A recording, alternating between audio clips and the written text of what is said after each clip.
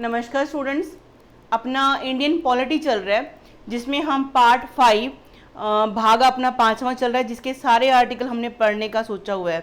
तो अपना इससे जो पहले का लेक्चर था, मैंने संसद के आपको विशेषाधिकार क्या होते हैं सारा आपको समझाया था। उसके अंदर कि कोई प्रस्ताव, कोई बिल है, वो कानून कैसा बनता है, उसके बारे में।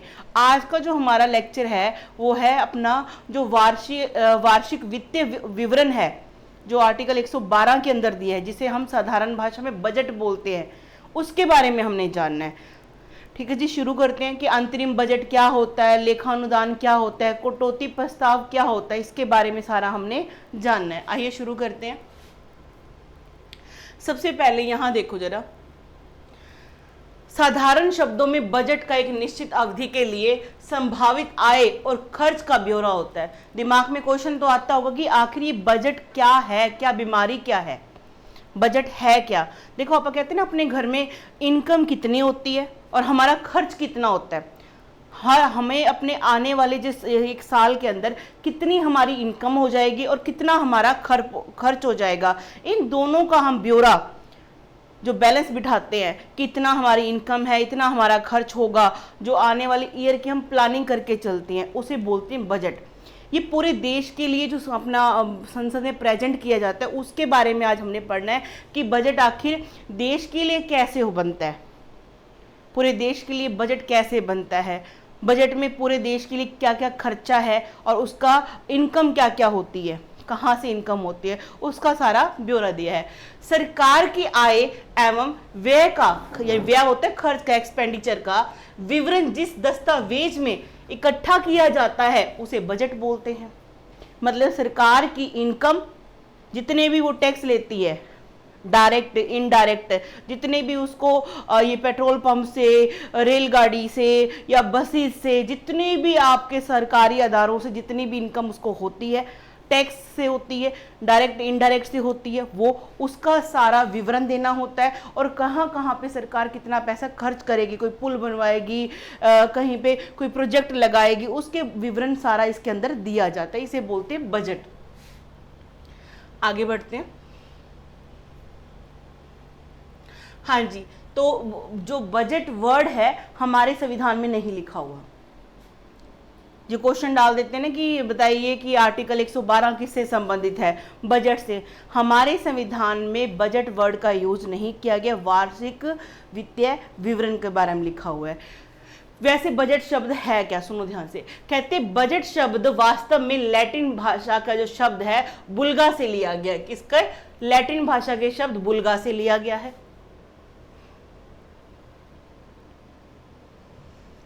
आगे देखते हैं। बुल्गा का अर्थ होता है चमड़े का थैला, लेदर का जो बैग होता है उसे। इसके बाद यह शब्द फ्रांस की भाषा में बाउगेट बना, लैटिन से निकला, फिर फ्रांस में इसको क्या बोलने जाने लगा, इस वर्ड को फ्रांस की लैंग्वेज में बाउगेट। आगे देखिए, इसके थोड़ी परिवर्तन करके अंग्रेजी में यह शब्द बोगेट बना। लैटिन से चला, फ्रांस में बाउगेट बोला जाने लगा, फ्रेंच लैंग्वेज में, फिर अंग्रेजी भाषा में इसको बोगेट या बोजेट बोला जाने लगा, बाद में यह शब्द बजट बन गया। ऐसे इस वर्ड की क्या है, जर्नी है। आगे देखते हैं। बुल्गा से बाउगेट, बाउगेट से बोगेट या बोजेट, फिर क्या बना, बजट बना। वैसे इसका डिटेल जो होता है ना, वो इकोनॉमिक्स में पढ़ना होता है, वो हमारा पार्ट नहीं, वो इकोनॉमिक्स का पार्ट है। हमें तो अपनी पॉलिटी के अनुसार जितने क्वेश्चन पूछे जाते हैं एग्जाम में, उस हिसाब से तैयारी करनी है। अगर ज़्यादा ही डीप चले जाएंगे तो हम इकोनॉमिक्स में घुस जाएंगे, वो हमारा पार्ट नहीं, हमारा अपना एरिया अलग है, उसमें ही रहना है अपने।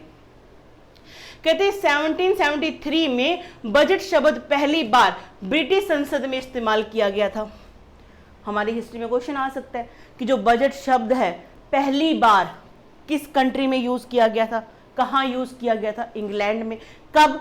1773 में। अब 1773 की हिस्ट्री का आपको पता है कि हमारा जो भारतीय इतिहास है उसमें इसका क्या इफेक्ट था, क्या हुआ था 1773 में, कमेंट करके बताओ सारे। चलो आगे देखते हैं। जब उस समय के ब्रिटिश वित्त मंत्री रॉबर्ट वॉलपोल, ठीक है जी। रॉबर्ट वॉलपोल ने आय व्यय विवरण प्रस्तुत किया था। ने आएगा यहां पर, आय और व्यय का, आय का मतलब आमदनी का और खर्चे का हिसाब किताब दिया था पहली बार 1773 में इंग्लैंड में। वहां के वित्त मंत्री रॉबर्ट वॉलपोल ने पहली बार सरकार की आमदन और सरकार के खर्च का विवरण क्या है प्रेजेंट किया था। तो हम भी बोल सकते हैं कि हमने ये आइडिया कहां से लिया, तो क्या बोलेंगे, हमने इंग्लैंड से लिया है। तब से इस शब्द का उपयोग पूरी दुनिया में सरकारी आय और खर्च का संदर्भ में किया जाता है। तब से शुरू हो गया पूरे वर्ल्ड में। कहते 2017 तक भारत सरकार के 2 बजट होते थे। जो आज हम बजट पढ़ते हैं ना, 2017 में से ये एक बन गया, उसे पहले ये 2 पार्ट में था। ठीक है जी, सुनो आगे ध्यान से। रेलवे बजट अलग हुआ करता था और आम बजट अलग हुआ करता था 2017 तक। 2017 के बाद इसको सम्मिलित कर दिया, इकट्ठा पेश किया जाने लग गया। रेलवे बजट में सिर्फ रेलवे मंत्रालय का आय और व्यय का खर्च शामिल होता था। जब ये रेलवे बजट हुआ करता था तब इसमें जो रेलवे के मंत्रालय था वो रेलवे का जितना भी खर्चा हुआ, रेलवे से जितनी आमदनी हुई, उसका विवरण प्रस्तुत करता था। ठीक है जी, इस चीज का ध्यान में रखना है। जबकि आम बजट में भारत सरकार के सभी मंत्रालय, रेलवे को छोड़ के बाकी सारे मंत्रालय वो आम बजट में आ गए। ठीक है जी, रेलवे बजट को आम बजट से कहते हैं एक वर्थ समिति, ये नोट कर लेना, एक वर्थ समिति किससे संबंधित है, ये 1921 में इसकी सिफारिशों से क्या हुआ था, इसको अलग किया गया था। कहने का मतलब स्टार्टिंग से 1921 तक ये इकट्ठा चल के आ रहा था, 1921 में इसको अलग कर दिया गया। किसकी सिफारिश पे, एक वर्थ समिति की रिपोर्ट पे 1924 में। रिपोर्ट कब दी, 1921 में, अलग कर दिया 1924 में, अलग कर दिया किसे, रेलवे बजट को और आम बजट को। फिर 1917 में इसको, फिर 1917 बोल रही हूँ, 2017 में फिर से इसको इकट्ठा कर दिया। अभी इकट्ठा चलता आ रहा है। आई बात समझ में, दोबारा समझो। देखो भाई 1921 से पहले ये एक ही था, एक ही बजट हुआ करता था। ठीक है जी, 1921 में एक वर्थ समिति ने अपनी सिफारिश के अनुसार इसको क्या किया, 1924 में इसको 2 कर दिया अलग, कि रेलवे अलग रहेगा, रेलवे बजट अलग बनेगा और आम बजट अलग बनेगा। तो ये चलता आ रहा था ऐसे, कब तक चलता आया, 2017 तक। 2017 के बाद इनको इकट्ठा कर दिया, दोनों को, रेलवे और आम बजट को इकट्ठा करके एक बना दिया। अब क्लियर सबको, कोई डाउट तो नहीं रहेगा। और समिति को किसकी रिपोर्ट पे, एक वर्थ समिति। ये मास्टर कैडर के एग्जाम में ना समितियों के बारे में बहुत क्वेश्चन आते हैं, आर्टिकल्स के बारे में बहुत क्वेश्चन आते हैं, तो इसको छोड़ना मत। ठीक है जी, आगे बढ़ते हैं। कहते हैं 2017 में दोनों ही बजट एक कर दिया गया। बता ही दिया मैंने आपको, तो 3-4 क्वेश्चन आपके लगभग यहां से क्लियर होते हैं। आगे बढ़ते हैं। हाँ जी, तो जो ये हम बजट देखते हैं, जो, अच्छा एक बात सुनो, बजट पेश करने का मतलब ये जो अधिकार है, पेश करवाने का अधिकार है, राष्ट्रपति के पास होता है। ये क्या करता है, किसी भी मंत्री को बोल सकता है कि आप बजट पेश करो। हमारे माइंड में फिट बैठा हुआ है कि वित्त मंत्रालय, नहीं जी, किसी को भी बोल सकता है। पीयूष गोयल जब रेलवे मंत्री थे उन्होंने भी बजट पेश किया था। तो इस चीज को ध्यान में रखना है। ये क्या कहा गया है कि राष्ट्रपति बजट पेश करने के लिए किसी भी मंत्री को बोल सकता है। सामान्यतः मोस्टली हम देखते हैं कि वित्त मंत्रालय ही क्या करता है, इसको रिपोर्ट को पेश करता है। आगे बढ़ते हैं। कहते प्रत्येक वर्ष बजट की तैयारी सितंबर महीने में, तैयारी तो कब लग जाते हैं, ये सितंबर महीने में लग जाते हैं। बजट पेश कौन से महीने में करते हैं, फरवरी में, नए साल की फरवरी में पेश करते हैं, क्योंकि 1 अप्रैल से ये क्या करते हैं कि नया वित्तीय वर्ष लागू करते हैं। जो अपना फाइनेंशियल ईयर स्टार्ट होता है ना, वो 1 अप्रैल से स्टार्ट होता है और अगली 31 मार्च तक चलता है। 1 अप्रैल से लेके 31 मार्च तक अगली तक क्या चलता है, फाइनेंशियल ईयर चलता है हमारा। ठीक है जी, तो सितंबर में इसकी क्या है, तैयारी शुरू कर देते हैं।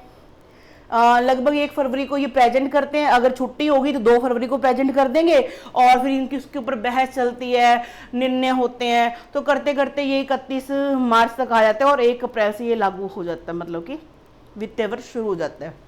सुनो ध्यान से, प्रत्येक वर्ष बजट की तैयारी सितंबर महीने के आसपास शुरू होती है, जब केंद्रीय वित्त मंत्रालय के आर्थिक मामलों का विभाग, केंद्रीय वित्त मंत्रालय, अब एक केंद्रीय वित्त मंत्रालय, उसके भी अलग अलग डिपार्टमेंट होते हैं, उसके अलग अलग, एक मंत्रालय के अधीन उसके नीचे बहुत सारे मंत्रालय, उसके अंदर विभाग होते, डिपार्टमेंट्स होते हैं। ठीक है जी। सुनो, अब ये क्या करता है, जो वित्तीय मंत्रालय है के आर्थिक मामलों का विभाग विभिन्न विभागों को एक परिपत्र, लेटर जारी करके करता है, जिनमें उनसे एक ढांचागत प्रारूप अपने खर्च अनुमान के बारे में जानकारी प्रस्तुत करने का अनुरोध करता है। वित्त मंत्रालय क्या करता है, अपना जो आर्थिक मामलों का विभाग है ना, उसे क्या कहता है, लेटर जारी करो सारे डिपार्टमेंट से, शिक्षा मंत्रालय से, रेलवे परिवहन मंत्रालय से, कोयला एवं संसाधन मंत्रालय से, सारे मंत्रालय से लेटर भेजता है कि आप ऐसे बताओ भी आने वाले साल में, आने वाले टाइम में कितना हमारे पास इनकम होगी और कितना आपका खर्च है। ये क्या ड्राफ्ट बना के दे दो, आपको कितना खर्च लगेगा, आपने क्या क्या आपने प्लानिंग की हुई, क्या क्या खर्च आने वाला है आपका। पहले इकट्ठा कौन करता है, ये वित्त मंत्रालय अपने डिपार्टमेंट से करवाता है, ये लेटर जारी करवा के इकट्ठा कर लिया अपने पास, ड्राफ्ट तैयार करेगा उसको। देखो जरा, कहते हैं भारतीय संविधान के अनुच्छेद 77 के 3 के अनुसार बजट के संबंध में प्रमुख जिम्मेदारी केंद्रीय वित्त मंत्रालय की है। जो मेन जिम्मेदारी है वो किसकी है, केंद्रीय वित्त मंत्रालय की। सिंपल बात। भारत में पहला बजट जेम्स विल्सन वित्त सदस्य द्वारा 8 फरवरी 1860 को, दिमाग में फिट कर लो ये क्वेश्चन आया हुआ एग्जाम में। पहली बार जो हमारे भारत में बजट पेश हुआ था 1860 में हुआ था, 18 फरवरी को जेम्स विल्सन के द्वारा, वित्त सदस्य था ये, इसने प्रस्तुत किया था। लेकिन जब भारत आजाद हो गया, भारत की स्वतंत्रता के बाद R.K. षणमुखम चेट्टी द्वारा 26 नवंबर 1947 को केंद्रीय बजट पेश किया गया। Very very important question, star लगा लो इस क्वेश्चन को, ऐसे क्वेश्चन आते ही आते एग्जाम में और बहुत इंपॉर्टेंट है। इतना डिटेल में आपको वीडियो लेक्चर कहीं मिलेगा भी नहीं। आगे देखते हैं। हाँ जी, आपको सीधा सीधा क्वेश्चन मास्टर कैडर का या कोई भी ऐसे यूपीएससी पीसीएससी के एग्जाम में ऐसे क्वेश्चन आते हैं कि जो वैसे बजट नहीं लिखना चाहिए, क्योंकि बजट शब्द हमारे संविधान में नहीं है, वहां पे लिखा है वार्षिक वित्तीय विवरण। ठीक है, कहते अनुच्छेद 112 में संविधान में बजट शब्द की चर्चा नहीं है, बल्कि इसके स्थान पे वार्षिक वित्तीय विवरण शब्द की चर्चा है। बजट लोकसभा में पहले प्रस्तुत करने का अधिकार राष्ट्रपति को है, किंतु वे वित्त मंत्री या किसी अन्य मंत्री से ये प्रस्तुत करवा सकते हैं। भी संसद में बजट पेश करने का अधिकार तो वैसे राष्ट्रपति क्या किसी भी मंत्री को कह सकता है, मोस्टली वित्त मंत्री का ही प्रमुख होता है, इसका मेन काम कि वो प्रस्तुत करे। 77 आर्टिकल। बजट में केवल इस बात की चर्चा की जाती है कि वे कौन कौन से विकासात्मक कार्यों को करना है। वो पता है क्या, बजट है ना कोई एक खास मतलब वो नहीं है कि आपको लगता है पैसे आ गए, पैसे नहीं आते। एक प्लानिंग होती है कि इतना आएगा और इतना हम खर्च करेंगे। एक भाषण पढ़ा जाता है, एक बजट का भाषण होता है, सिंपल सी बात है। एक बजट का कि भाषण पढ़ते हैं कि देखो भी आने वाले टाइम में इतना आय हमारी इनकम हो जाएगी और इतना हम खर्च करेंगे, और पिछले साल की रिपोर्ट भी पढ़ के सुनाते हैं। ये भी पिछले साल का बजट ये था, उसमें हमने अनुमानित ये रखा था इनकम का और इतना हमारा खर्च हो गया, और वर्तमान का भी बताते हैं और आने वाले टाइम का भी ये उसमें पेश करते हैं। यानी कि 3 साल वर्तमान का और इससे पहले जो जांच का उस साल का विवरण भी देते हैं और आने वाले साल का भी विवरण प्रेजेंट करते हैं। आगे देखते हैं। इसमें वित्तीय वर्ष के दौरान भारत सरकार की अनुमानित प्राप्तियां मतलब इनकम कितनी इनकम होगी, कितनी प्राप्ति होगी, पैसे कितने आएंगे, और खर्च का विवरण होता है जो 1 अप्रैल से आरंभ होकर 31 मार्च तक होता है। जैसे मान लो 1 अप्रैल 2023 से स्टार्ट हो गया हमारा फाइनेंशियल जो ईयर है, 31 मार्च 2024 तक ये फाइनेंशियल जो अपना डिसाइड किया निर्मला सीतारमन ने प्रेजेंट किया था 2024 31 मार्च तक चलेगा। और उसके बीच में ये सितंबर में फिर से तैयारी शुरू कर देंगे, फरवरी को प्रेजेंट करेंगे, 1-1.5 महीना इस पे बैच चलाएंगे और फिर अपना अगला स्टार्ट हो जाएगा। समझ रही इस बात को? तो फाइनेंशियल ईयर आपका कब से कब तक है? 1 अप्रैल से लेकर आने वाला नया जो 31 मार्च तक। इतने तो समझदार हुई, कर ही लोगे। कहते बजट में 1 वर्ष का राजस्व, राजस्व क्या होता है? टैक्स, ये जो सरकार डायरेक्ट टैक्स लगाती है, इनडायरेक्ट टैक्स लगाती है, ये सारे ये वाला प्राप्तियां, व्यय मतलब खर्च, एक्सपेंडिचर की चर्चा होती है। इसमें ये चर्चा करते हैं भी देखो इतनी इनकम हो जाएगी और इतना खर्च होगा, हमने ये प्लानिंग कर रखी है, ये क्या है, इस मंत्रालय ने बोला कि हम सड़क बनाएंगे, हम पुल बनाएंगे, हम रेलवे में कुछ नया करने वाले हैं, कोई रेल का वो करने वाले हैं। तो मतलब ऐसी चीजों का, समझ रहे हो आप।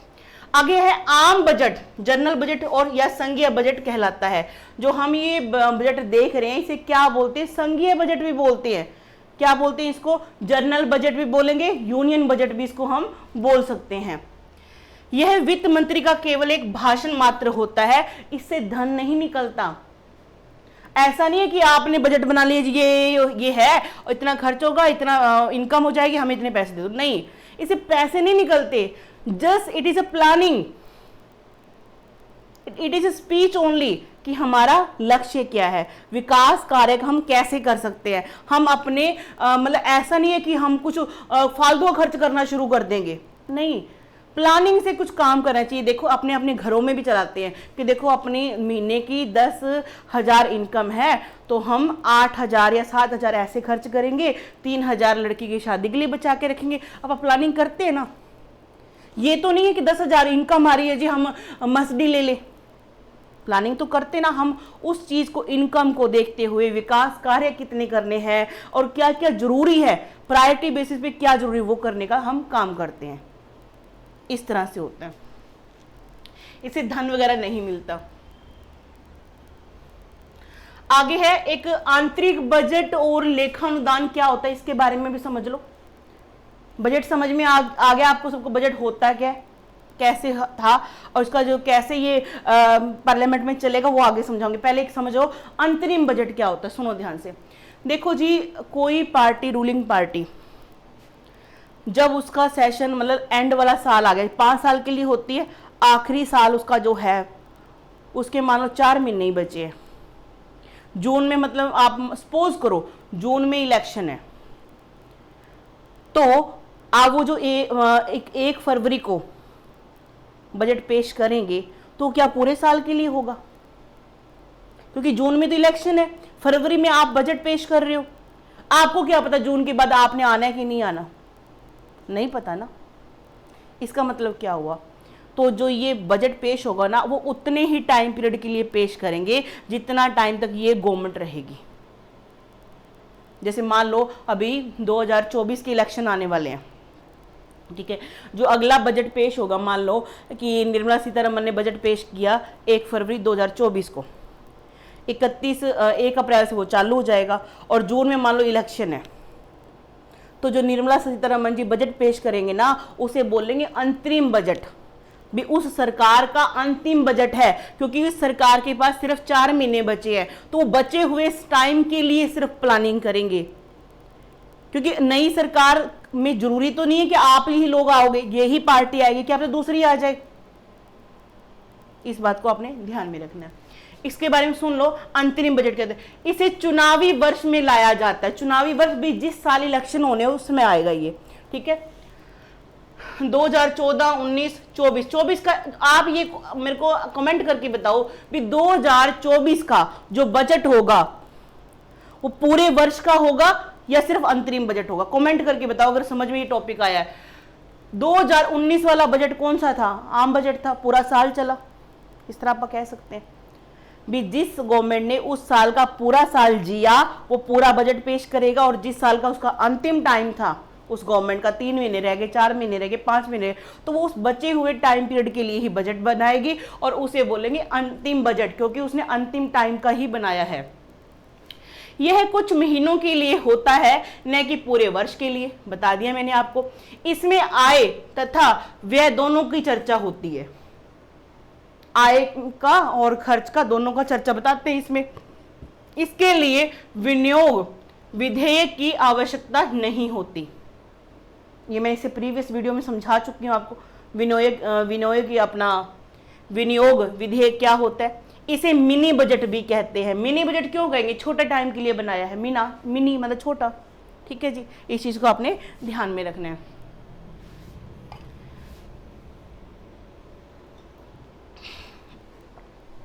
लेखानुदान क्या होता है, लेखानुदान समझो, लगभग सेम सी बातें हैं, सुनो ध्यान से।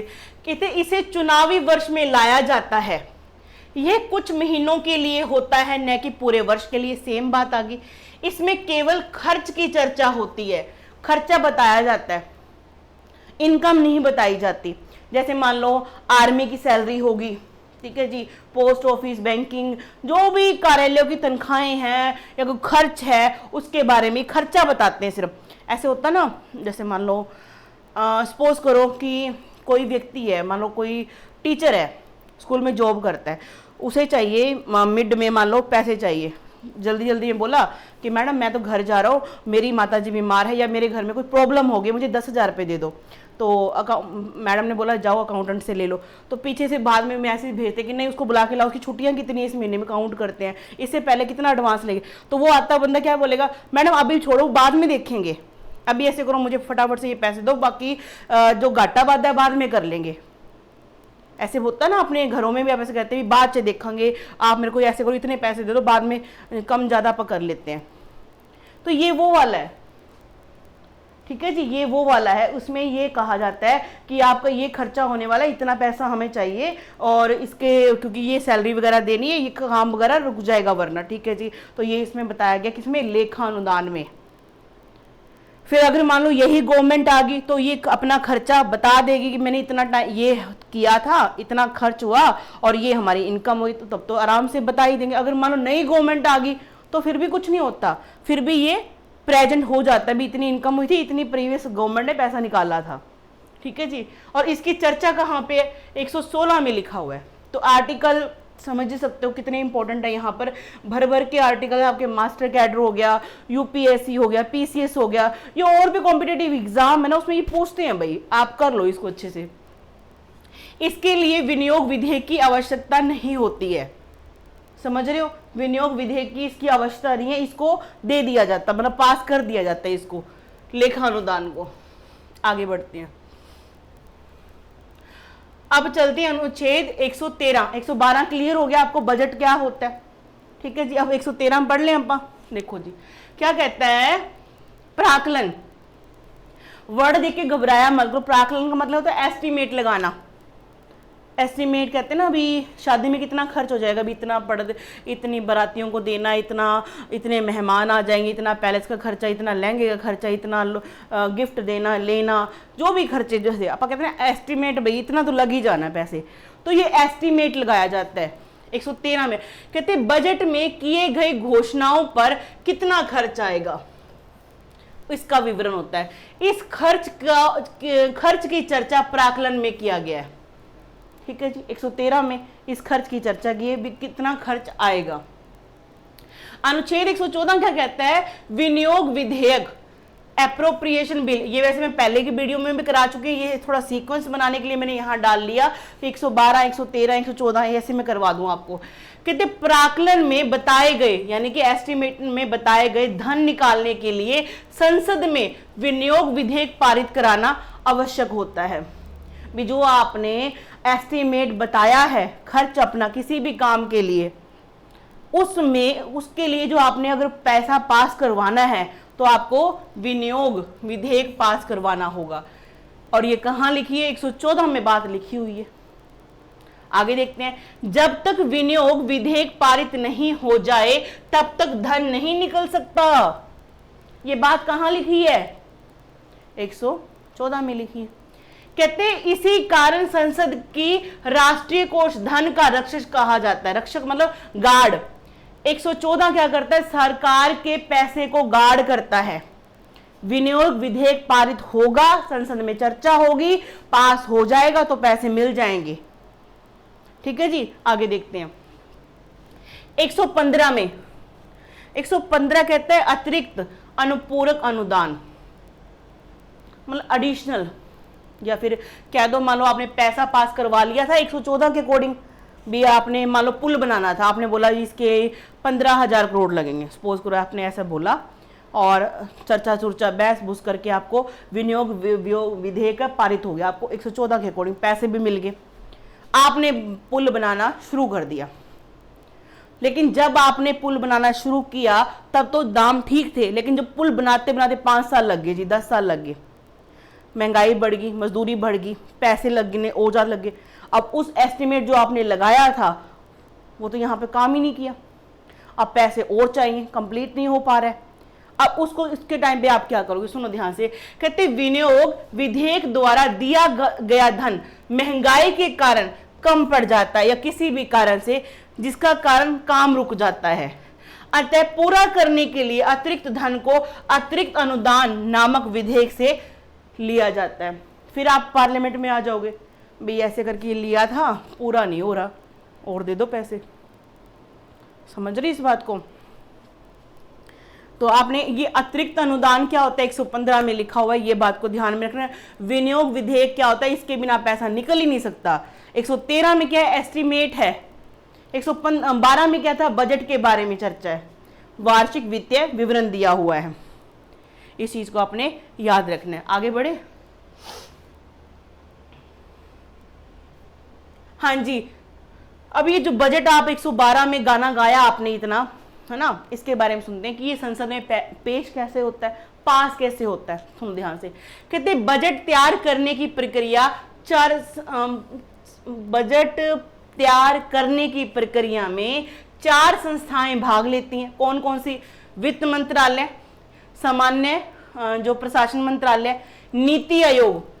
नीति आयोग वैसे एक संवैधानिक निकाय नहीं है, कमेंट करके बताओ नीति आयोग की जो फुल फॉर्म क्या है, इसके अध्यक्ष कौन होते हैं?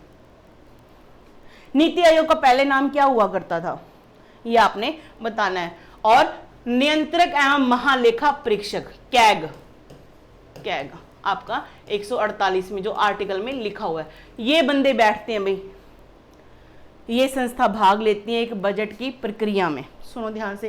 कहते प्रत्येक वर्ष बजट की तैयारी सितंबर महीने के आसपास तब शुरू होती है जब केंद्रीय वित्त मंत्रालय के आर्थिक मामलों का विभाग विभिन्न विभागों को एक पत्र जारी करता है। वित्त मंत्रालय क्या करता है? अपने आर्थिक विभाग के डिपार्टमेंट को क्या करता है? एक बोलता है कि सारे डिपार्टमेंट्स को लेटर जारी कर दो, भैया आपके क्या क्या खर्च है अगले साल में वो हमें लिखकर भेजें। भेज दिया, जिसमें उनसे एक ढांचागत प्रारूप अपने खर्च अनुमान के बारे में जानकारी प्रस्तुत करने के अनुरोध किया जाता है कि आप बताओ आपके, जैसे मान लो वित्त मंत्रालय है, वो शिक्षा मंत्रालय को, परिवहन या फिर किसी भी मंत्रालय को, गृह मंत्रालय को या रक्षा मंत्रालय को, किसी भी मंत्रालय, ऐसे मंत्रालय को लेटर जारी करेगा, भी बताओ आने वाले टाइम में तुम्हारा खर्च कितना, तुम्हें कितने पैसे तुम्हारे लगेंगे, एस्टिमेट हमें ढांचा तैयार करके दे दो। तो वो पूरा चिट्ठा तैयार करके देते हैं, भी इतनी हमने सैलरी देनी, इतना हमारा प्रोजेक्ट है, हमने इतना सोचा हुआ है, ये सारा का सारा इसमें आता है। आगे बढ़ते हैं।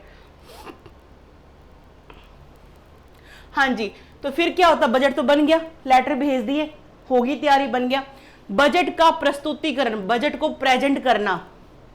कहते हैं परंपरा से बजट लोकसभा के वित्त मंत्री द्वारा फरवरी माह के अंतिम कार्य दिन को प्रस्तुत किया जाता था। एंड में फरवरी का एंड दिन रखा होता था, या तो 28 फरवरी को या फिर 29 फरवरी को। जब लीप ईयर था 29 फरवरी को, आम होता था तो 28 फरवरी को किया जाता था। लेकिन 2017 में इसको चेंज किया गया। क्या कर दिया गया? 1 फरवरी को, 1 फरवरी को छुट्टी है, 2 फरवरी को, ऐसा होता था। ठीक है जी। तो 2017 में ही रेलवे बजट और आम बजट को इकट्ठा कर दिया गया था। और ये पहले अलग किसने किया था? एक वर्ष समिति की रिपोर्ट पर 1921 का जो समिति थी उसकी रिपोर्ट पे 1924 में इसको चेंज कर दिया गया था। ये अब आपको याद रखना है। हाँ, 2017 से बजट अब 1 फरवरी को प्रस्तुत किया जाने लगा है। अब अगर 1 फरवरी को कोई हॉलीडे है तो 2 फरवरी को पेश किया जाएगा। संसद में बजट की प्रक्रिया कैसे चलती है, सुनो ध्यान से। बजट का प्रस्तुतिकरण, बजट को पढ़ के सुनाया जाएगा। परंपरा से बजट लोकसभा के वित्त मंत्री द्वारा फरवरी माह के अंतिम कार्य दिन को प्रस्तुत किया जाता है। एक बात बताओ, वैसे मैं पहले की क्लासेस में करा चुकी हूँ कि जो ये बजट है यहाँ पे पेश किया जाता है, कौन सा मंत्री इसको प्रेजेंट करता है? क्या सब कोई भी मंत्री कर सकता है? ये आपने बताना है। आगे देखते हैं। अच्छा, एक क्वेश्चन और, जो मनी बिल सुना था आपने, मनी बिल बताया था ना मैंने, 110 नंबर आर्टिकल जो आपको करवाया था, तो मनी बिल को लोकसभा में ही क्यों पेश करते हैं, राज्यसभा में क्यों पेश नहीं करते? और ये बात कहाँ लिखी हुई है कि लोकसभा में ही होगा? ये बात भी बताओ आप। आगे देखो जरा, कहते हैं 2017 से बजट अब 1 फरवरी को प्रस्तुत किया जाने लगा है। बजट को प्रस्तुत करते समय वित्त मंत्री सदन में जो भाषण देता है उसे क्या, बजट भाषण कहा जाता है। सिंपल सी बात है। फिर क्या होती है, आम बहस होती है। बजट को प्रस्तुत करने की तिथि के कुछ दिन बाद तक बजट पर आम बहस चलती है। इस डिपार्टमेंट ने इतना पैसा मांगा, क्योंकि वो पढ़ के सुनाएगा, वित्त मंत्री पढ़ के सुनाएगा कि फलां डिपार्टमेंट को इतना पैसा चाहिए, उसने ये काम करना है ना, ये हम काम करेंगे, या फिर टैक्स में बढ़ोतरी करनी है, टैक्स में कमी करनी है, ऐसा कुछ सारा कुछ पढ़ के सुनाएगा। तो बहस चलती है, ऐसा कैसे, इतना पैसा कैसे मांगा, इतना तो खर्च नहीं होगा, ये धोखाधड़ी है। मान लो इसने किसी ने 12 करोड़ मांग लिए, 12,000 करोड़ मांग लिए मान लो, और लगने वाला है 10,000 करोड़ ही, तो 2,000 करोड़ के अपने पास रखेगा। तो मतलब ऐसा क्या है, ये चलता रहता है, सदन में बहस चलती रहेगी इसके ऊपर। ठीक है जी, आगे देखो। विभागीय समितियों द्वारा जांच, और फिर ये जो क्या है, जांच समिति बिठाई जाती है भी, जो इन्होंने बजट ये पेश किया है इसके ऊपर समितियां बैठेंगी और वो जांच करेंगी। अच्छा, इसने ये प्रोजेक्ट दिए, वाकई इस पे ये खर्च होने वाला है, इतना पैसा ही लगेगा इसके ऊपर। तो ऐसा ही नहीं कि आम से पढ़ के सुनाया भी ठीक है साइन कर दे, नहीं, ऐसा नहीं होता। बहुत डीप इसके थोरो रीडिंग होती है, इसके पॉइंट्स पे ध्यान दिया जाता है, इसके खर्चों को देखा जाता है, इनकम को देखा जाता है कि वाकई ही इतनी इनकम होगी और इतना खर्च हम कर पाएंगे कि नहीं कर पाएंगे। बजट पर आम बहस पूरी होने के बाद सदन 3 या 4 हफ्तों के लिए स्थगित हो जाता है। इस अंतराल के दौरान संसद की 24 सदस्यीय समितियां अनुदान की मांगों, जो ग्रांट्स मांगी हैं विभिन्न विभाग, सारे मंत्रालयों ने जो ग्रांट्स मांगी, सरकार से पैसे मांगे हैं आदि की विस्तार से पड़ताल करती है। मतलब सेशन नहीं चलेगा, मीटिंग एंड हो जाएगी, उसमें क्या, उसके बाद ये समितियां काम करती रहेंगी।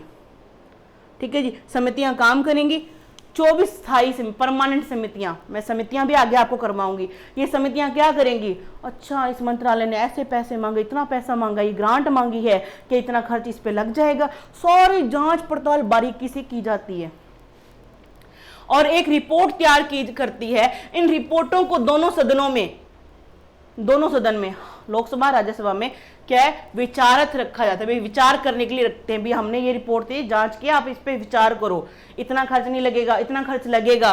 अनुदान की मांगों पर मतदान, फिर मान लो किसी डिपार्टमेंट ने या किसी मंत्रालय ने इतना पैसा मांगा तो उसके ऊपर मतदान करा लो, उसके होता है उसके ऊपर। Voting on demand of grants, Lok Sabha में अनुदान की मांगों के लिए मतदान होता है। अनुदान की मांगों पर मतदान, जो आगे हम पढ़ेंगे अभी, सुनो ध्यान से। ठीक है जी, वो मतदान हो जाता है, अगर वो उसके फेवर में ज्यादा वोटिंग हो जाए तो ठीक है, नहीं होगा उसको बाहर, मतलब कि वो पास नहीं हो पाएगा। आगे देखते हैं। हाँ जी, प्रस्ताव, कटौती प्रस्ताव, इसके वर्ड में लिखा कटौती करना, कटौती मतलब कमी करना। और जो बैठे हैं वहां पे कटौती प्रस्ताव वाले, कटौती प्रस्ताव कितनी तरह के होते हैं, 3 तरह के होते हैं, सुनो ध्यान से। कहते हैं नीति कटौती प्रस्ताव, यह मांग नीति के प्रति असहमति को व्यक्त करता है। इसमें कहा जाता है कि मांग की राशि 1 रुपए में कम कर दी जाए, मतलब कि नीति में कि हम हैं तो इसके खिलाफ, इसका एक सिंबॉलिक है, 1 रुपया कम कर दिया जाए। नीति प्रस्ताव, कटौती प्रस्ताव में 1 रुपया कम कर दिया जाता है। आर्थिक कटौती प्रस्ताव क्या आएगा? आर्थिक कटौती प्रस्ताव। इसमें क्या होता है जी आर्थिक कटौती प्रस्ताव में? ये नहीं कि यहां पे गलती होगी, आर्थिक नहीं अर्थगत, अर्थगत आएगा, अर्थगत। इसमें कहा जाता है कि मांग की राशि को एक निश्चित सीमा तक कम किया जाए, कि भी जो मांग है ना ये ज्यादा ठीक नहीं है, इसकी एक सीमा रखते इसमें कम कर दिया जाए। सांकेतिक सिंबॉलिक, इसमें कहा जाता है मांगों में 100 रुपए की कमी कर दी जाए। ठीक है जी, क्या कर दी जाए? मांग में 100 रुपए की क्या कर दी जाए? कमी कर दी जाए। इस चीज को ध्यान में आगे देखते हैं। फोन आ रहा है। गिलोटिन, गिलोटिन समझ लो, समझो ध्यान से। कहते समय के अभाव में बजट की चर्चा को रोककर उस पर मतदान कराना गिलोटिन कहलाता है। मतलब देखो एक कोई चीज के ऊपर बजट, किसी को पैसा मतलब बजट पेश किया किसी मंत्रालय को, इमरजेंसी उसके ऊपर पैसा लगाना बहुत जरूरी है। अभी सपोज करो ऐसा कोई ऐसी इमरजेंसी है, लड़ाई युद्ध चल रहा है, आर्मी के ऊपर पैसा खर्च करना जरूरी है। ठीक है जी, तो उसमें जो बहस वाला पार्ट है वो काट देंगे, सीधा उसमें मतदान कराया और पैसा। इसका उद्देश्य बजट में होने वाले विलंब को रोकना है। और गिलोटिन क्यों लाया जाता है? भी कोई देरी ना हो, पैसा रिलीज करने में देरी ना हो, मतलब उनको जरूरत है इस डिपार्टमेंट को लगने वाला पैसा, तो आप इसको दो फटाफट से। तो ये गिलोटिन आप समझ गए होंगे। तो आज के लिए बस इतना ही, मिलते हैं नेक्स्ट क्लास में। आगे हम करेंगे संसद की जो समितियां होती हैं उसके बारे में हमारी क्लास रहेगी। Thank you very much.